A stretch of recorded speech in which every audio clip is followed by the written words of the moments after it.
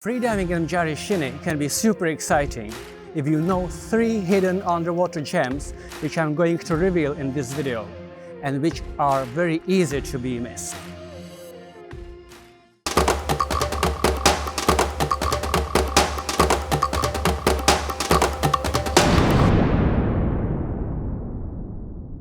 Hello guys, this is Pavel from Malta Freediving School, helping you to pimp up your freediving experience. Welcome to Malta Freediving Spots series, which is the ultimate guide into freediving spots around Maltese islands. Maltese archipelago lies in the central Mediterranean between Sicily and North African coast, and is famous for its crystal clear waters with visibility very often over 40 meters and the water temperatures hitting 30 degrees Celsius in the summer. This makes them one of the top freediving and scuba diving destinations in the world. Mgarr ix-Xini is an astonishing half a kilometer long inlet hiding underwater treasure, located on South Coast of Gozo, the second largest island of Maltese archipelago. The average depth is up to 10 meters, going deeper at the estuary. This turns it into a paradise for swimmers, snorkelers, scuba divers, and of course for us freedivers. Being sheltered from wind and waves from almost all directions except of south, like today, it makes it very popular also for the boat owners, so there are times when it gets definitely a bit too crowded here. This brings us to the question, what is the best time for a session at Mgarr ix-Xini? Since the visibility is getting worse throughout the summer due to the plankton growth and boat traffic, I would suggest to come on weekdays in June or beginning of July, when water is already warm enough, visibility is still perfect, and the boat traffic still manageable. Or from mid-September or beginning October till the beginning of December, when the water is still warm and the visibility is getting better. However, it might be affected by rains, which become more frequent in this type of year. I would definitely avoid weekends in July and August when it's so packed with boats that it looks rather like a marina than a bay. The session starts on the beach at the very end of the bay, where we can dive straight out of the car. How cool is that, huh? Underwater we may encounter a wide variety of marine life, from mullets and crabs to octopus and moray eels. But this is not why we are here today. This inlet is hiding 3 incredibly beautiful underwater caves, all of them suitable for freediving. This is what we came for. The difficulty of the caves is gradually increasing as we swim out of the bay.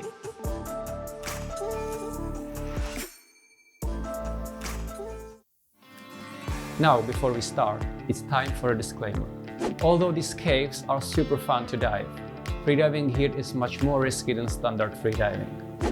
It requires a certain level of freediving experience and skills, mainly because we freedive in an overhead environment with limited visibility, without direct access to the surface. Do not freedive these caves without proper training and without a guide who knows them. If you would like to have a session here, there's nothing easier than dropping me an email to deepfreediving@gmail.com. I will write the email to the description of this video, and after short assessment of your skills, it will be my pleasure to guide you there. And now take a deep breath, and let's dive into the first cave. After swimming approximately 200 meters, we'll find the first cave called Dragon Cave on our right-hand side. It's a perfect warm-up, and if you happen to be a cave freediving virgin, there's no better place in the world you could wish for to start, as we can snorkel all the way in and out on the surface and check the cave before we actually freedive it. However, the ceiling is very low at the entrance, so we need to be very careful with our heads when swimming in, especially if the sea is moving. In wavy conditions, we can actually hear the dragon breath, as the water is sucking the air in and pushing it back out through a narrow passage. This is where the cave got the name from. If the sea is too rough, we must call it a day, because the diving here is too risky. We dive here in the morning when sun is rising directly opposite to the cave, bringing the most light in. The main chamber of the cave is approximately 20 meters long, the sandy bottom is at 8 meters, and a huge air pocket is supplied with fresh air by the corridor we can use for swimming in. At the back it continues further with quite a narrow crack, but this is not the part for freediving, so just forget about it. It's so dark that after only a couple of meters, the exit is not visible anymore and it's very hard to find a way out. Too dangerous and no fun whatsoever. Hence we stick to the main chamber at the beginning, because all those shades of turquoise are just mesmerizing, burning deep into our memories. Thanks to the air pocket, we can do a couple of dives in the cave, and when we are ready to continue with exploring, we can just simply dive out from the cave, following the blue. This dive is super easy, around 2 to 4 meters deep and up to 15 meters long. Since cave freediving might be a dangerous activity, at the end of this video I will share with you 3 vital safety rules and 3 pro tips how to freedive and surface in the cave. So make sure to watch it till the end before you venture into any cave, because this might be a lifesaver. When we are out of Dragon Cave, we can swim towards the inlet's estuary, following the wall on our right-hand side.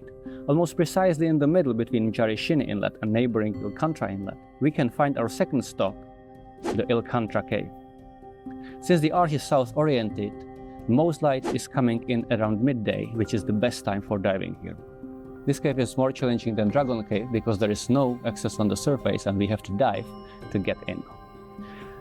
But again, this dive is not hard, being only around 5 to 8 meters deep and up to 15 meters long.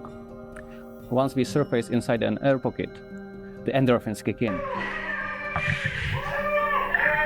And then we find out that there is another air pocket connected with the first one with a wide crack.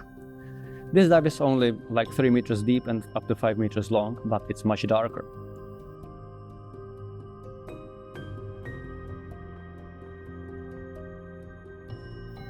From the second air pocket we can dive either straight out, or we can go back to the first air pocket, have a break and dive out from there.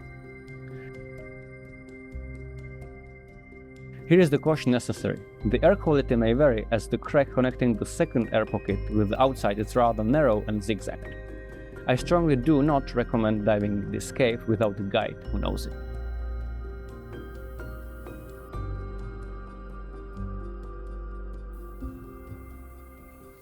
After surfacing from Il-Kantra Cave, we can head down to the last cave suitable for freediving in this area, the Tachenj Cave.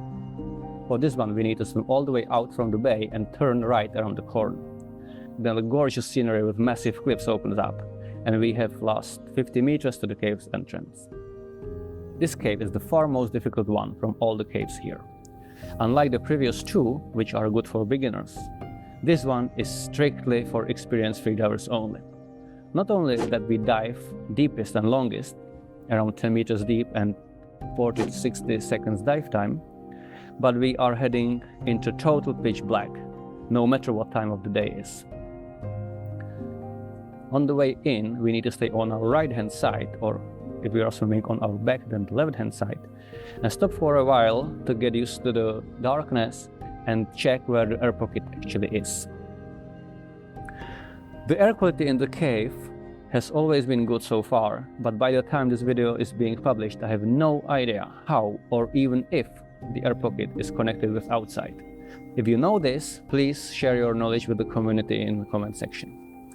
In any case, do not dive this cave without a guide who knows it.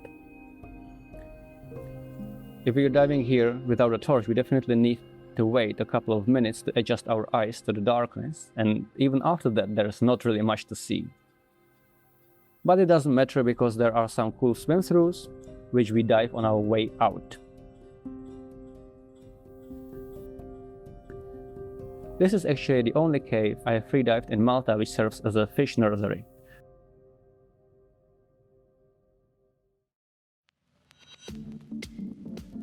I promised you earlier in this video 3 rules and 3 tips for cave freediving.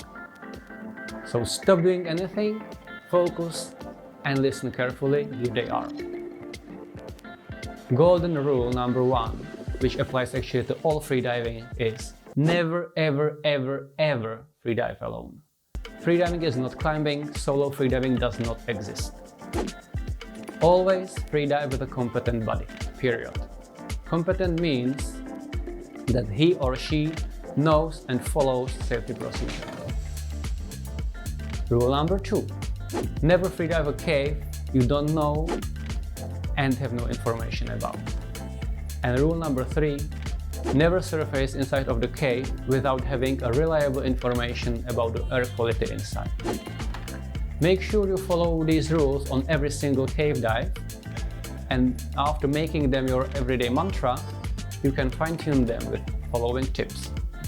Tip number 1, when we are swimming inside of the cave, it's better to turn on our back to check for the air pocket. In this position, we can have our head streamlined, which protects us from possible trachea squeeze at deeper caves and helps us to stay relaxed. Tip number 2, when surfacing inside of the cave, we raise our head to protect it from the low ceilings. If the ceiling is too low, we find it out before we smash our head into it.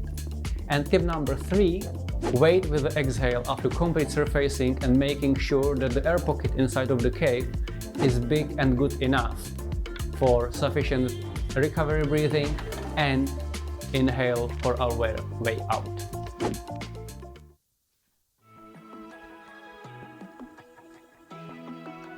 When we have enough of the inside, we freedive out following the blue and head back to the shore. The dive ends at the same beach when it started, where we can share our experience over a tasty meal in the restaurant right on the beach and plan another adventure. Thank you guys for watching this video. If you enjoyed it, the easiest and cheapest way how to support me is to hit the like button, subscribe to this channel and ring that bell. Before new tutorials and episodes about other cool spots around Malta are out, you might want to check out this video showing how wreck freediving in Malta looks like, because some of upcoming episodes will be about wrecks. So stay tuned and see you in next video. Discover the ocean, discover the depth, discover yourself.